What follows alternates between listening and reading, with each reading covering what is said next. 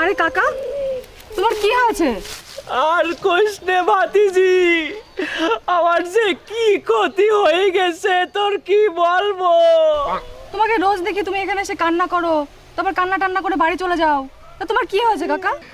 আর বলিস নে, আমরা পাঁচটা ভাই, আমাদের চারি ভাইয়ের জমি লাইন দিয়ে, আর আমার জমিটা ওই কোনায় পড়ে রয়েছে।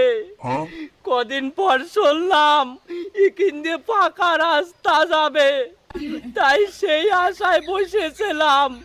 তারপর ওদের জমির উপর দিয়ে পাকা রাস্তা গেল, ওরা কোটি কোটি টাকা পালো, ওদের জমির দাম দুগুণ হলো, আর আমার জমিটা ওই কোনায় মুখ থুবড়ে পড়লো। তাই আমি কান